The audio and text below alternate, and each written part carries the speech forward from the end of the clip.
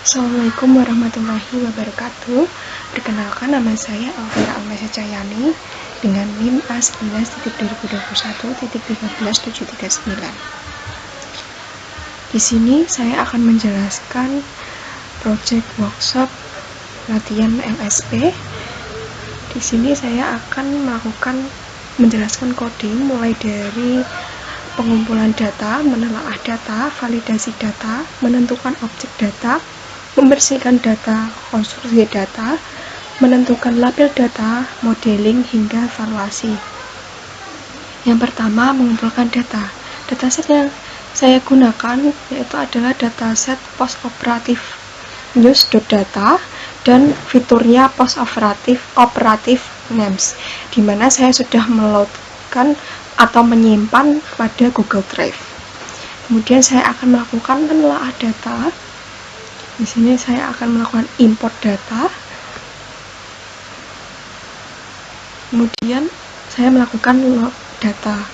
Di sini saya akan memasukkan dataset dan fitur yang dibutuhkan dengan alamat penyimpanan yang tepat dan simpan ke dalam sebuah variabel. Di sini saya akan meloadkan atau menyambungkan Google Colab ke Google Drive. Kemudian saya akan memasukkan file fitur dulu. Di sini file fiturnya saya simpan dengan nama post operative names.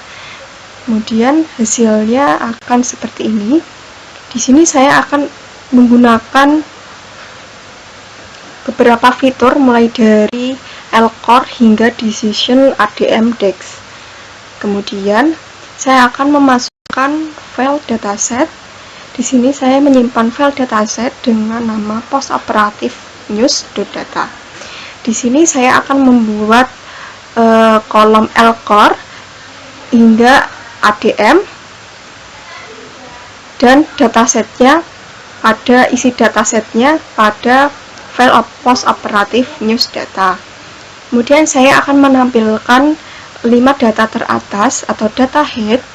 Di sini akan seperti ini. Kemudian saya akan menampilkan 5 data bawah dengan menuliskan atau menampilkan data tile mulai dari LCore hingga ADM. Kemudian saya akan menampilkan info dari dataset berikut. Di sini saya menggunakan data info. Berikut merupakan hasil dari informasi dataset di mana LCore bertipe integer, ELSEF bertipe dan comfort bertipe float. Kemudian saya akan menampilkan data describe, hasilnya akan seperti ini.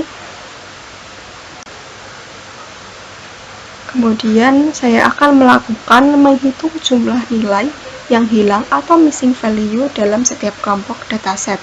Di sini saya menuliskan atau menginputkan data is null.sum. Di sini terdapat missing value yaitu pada loc, kemudian serve stbl, kemudian comfort dan adm, di mana loc yaitu terdapat 9 data, kemudian serve stbl terdapat 9 data, comfort terdapat 12 data, dan adm terdapat 1 data. Kemudian saya akan menghandle missing value. Kemudian saya akan menuliskan data dropna. Kemudian saya akan menampilkan hasil dari missing value. Di sini sudah bersih semua, tidak ada missing value.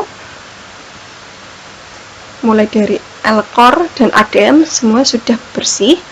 Kemudian saya akan menampilkan tipe data dengan menginputkan data types sama dengan data types. Di sini LCore merupakan integer, comfort merupakan float. Kemudian saya akan menghapuskan duplikat dengan data drop duplicate. Kemudian dari hasil saya menghapus duplikat sudah bersih semua, tidak ada data yang duplikat. Kemudian saya akan melakukan cek fitur dan konversi menjadi numerik. Di sini di mana saya akan mengubah atau mengkonversi dari ini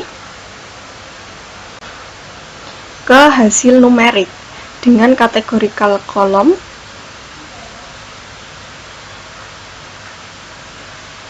dengan data call encoder feed transform data.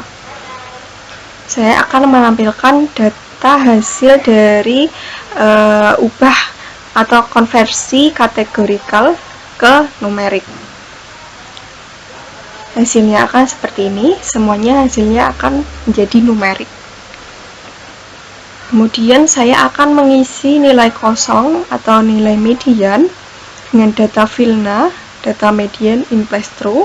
Kemudian saya akan mengisi nilai kosong dengan modus dengan data VILNA, data mode. Kemudian saya akan memvisualisasikan distribusi untuk setiap fitur mulai dari L-core hingga ADM. Hasilnya akan seperti ini. Ini untuk L-core, L-soft, L02, L-oxy, LTP, soft STBL, core STBL, BP STBL, comfort, dan ADM. Di mana ADM ini terdapat frekuensi dari di atas 10. Kemudian saya akan menentukan batas bawah dan atas untuk mendeteksi outlier. Di sini saya akan mendeteksi outlier yang kemungkinan ada. Di sini saya menggunakan Q1 kosong untuk 0,25 dan Q3 dengan data kuantil 0,75. Di sini saya akan menentukan outlier dan menghapus outlier. Kemudian saya akan mengidentifikasikan kolom kategorikal dengan menginputkan categorical column data select dtypes. Kemudian saya akan melakukan one-hot encoding untuk kolom kategorikal dengan menginputkan data encode. Kemudian saya akan melakukan cek korelasi heatmap. Di sini saya akan menghitung korelasi dengan korelasi matrik data core, kemudian membuat heatmap. Hasilnya heatmap korelasi antar fitur seperti ini.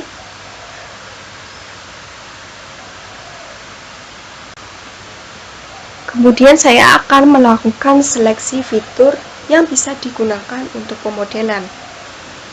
Di sini saya akan melakukan threshold korelasi dengan contoh dengan misalnya 0,8. Kemudian saya akan menentukan fitur yang saling berkorelasi tinggi antar kolom dengan menggunakan korelasi matriks. Kemudian saya akan menghapus salah satu fitur yang memiliki atau mendrop salah satu fitur yang memiliki korelasi tinggi. Kemudian saya akan melakukan fitur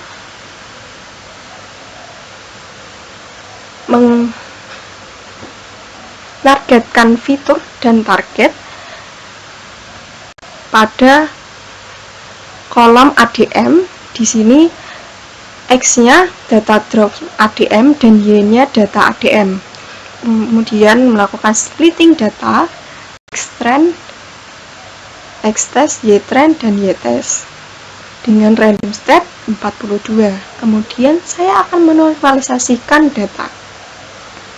Di sini saya akan menggunakan min-max scaler dengan scaler, min-max scaler, X-trend scale, dengan fit transformation, X-trend, dan X-test. Kemudian saya menggunakan model yaitu decision tree. Pada decision tree ini saya melakukan penentuan parameter yang ingin diuji. Kedalaman pohon 3, 5, 7, dengan min sample split 2510 dan min sample leaf atau min sample leaf yaitu 1, 2, dan 4. Kemudian saya akan melakukan membuat objek grid search CV. Kemudian saya akan melatih grid search CV, kemudian mendapatkan model terbaik dan mengevaluasi model terbaik. Di sini akurasi model terbaik yaitu 69%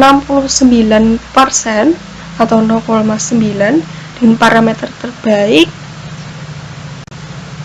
max di kedalamannya 5, min sample leaf-nya 2, min sample split-nya 2.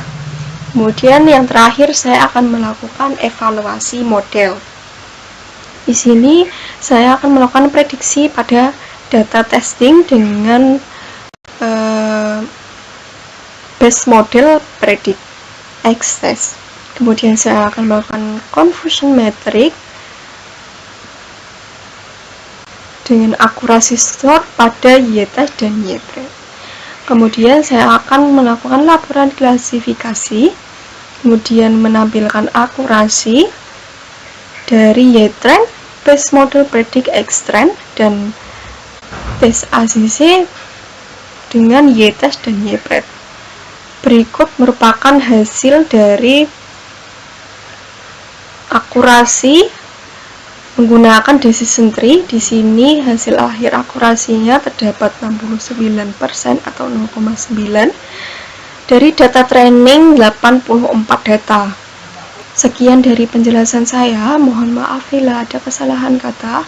Wassalamualaikum warahmatullahi wabarakatuh.